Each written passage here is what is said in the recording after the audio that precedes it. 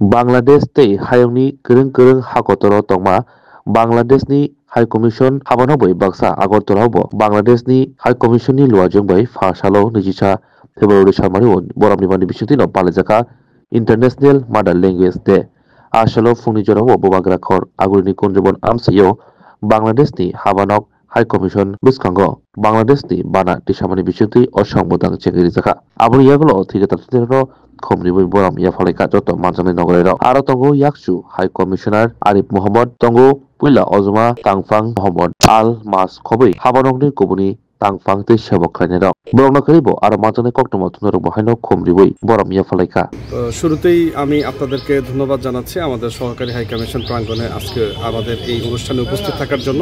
আপনারা জানেন যে আজ মহান শহীদ দিবস এবং আন্তর্জাতিক মাতৃভাষা দিবস।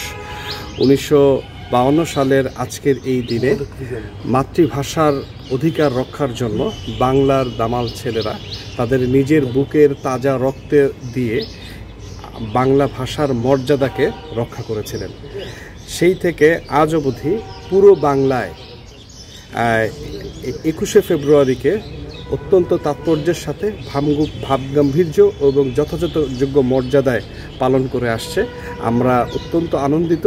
আজকে রাজ্যেও প্রায় সকল জেলাতেই অত্যন্ত চমৎকারভাবে এই আন্তর্জাতিক মাতৃভাষা দিবস আয়োজিত হচ্ছে।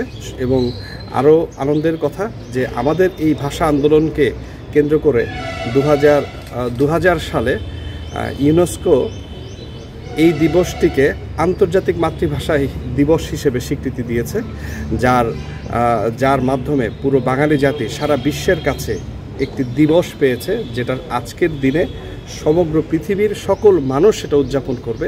এবং সেই উদযাপনের অর্থ হচ্ছে এর মধ্য দিয়ে পৃথিবীতে যত মাতৃভাষা আছে আমরা মাতৃভাষার প্রতি শ্রদ্ধা জানাতে চাই, আমাদের মাতৃভাষার প্রতি সংরক্ষণ করতে চাই এবং আমরা চাই যে এই পৃথিবীর বুক থেকে কোনো ভাষা যেন হারিয়ে না যায়।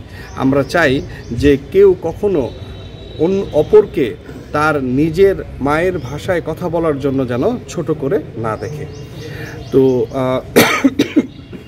প্রতিবারের মতোই এবছরও বাংলাদেশ সহকারী হাই কমিশন আগরতলা যথাযোগ্য মর্যাদায় এই দিবসটি পালনের আয়োজন করেছে, যা শুরু হয়েছে আজ সকালবেলা সকাল 9টার সময় বাংলাদেশের জাতীয় পতাকা অর্ধনমিতকরণের মাধ্যমে। এবং এরপরে আমরা সহকারী হাই কমিশনের পক্ষ থেকে এই রাজ্যে অবস্থিত আমাদের দূতাবাস প্রাঙ্গণে যে অস্থায়ী শহীদ মিনার রয়েছে সেই শহীদ মিনারে আমরা পুষ্পস্তবক অর্পণের মাধ্যমে ভাষা শহীদদের প্রতি আমরা শ্রদ্ধা নিবেদন করেছি।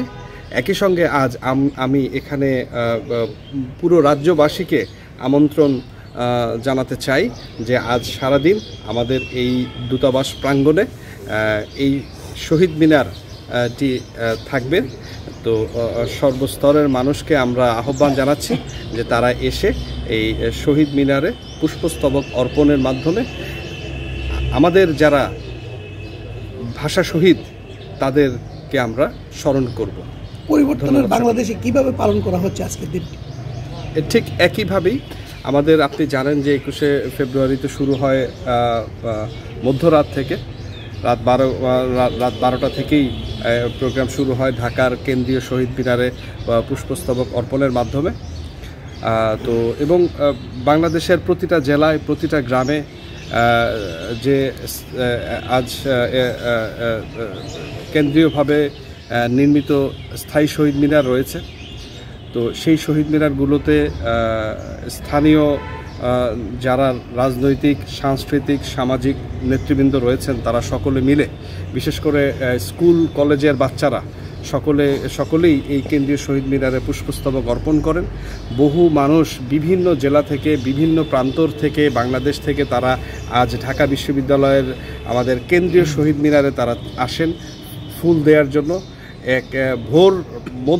মধ্যরাতের পর থেকেই বলা যায়, ভোর রাত থেকেই একটা অত্যন্ত ভাব গাম্ভীর্যের সাথে যথাযোগ্য মর্যাদায় মানুষ মিছিলে মিছিলে এসে কেন্দ্রীয় শহীদ মিনারে পুষ্পস্তবক অর্পণ করে আমাদের ভাষা শহীদদের প্রতি তারা শ্রদ্ধা নিবেদন করে থাকেন।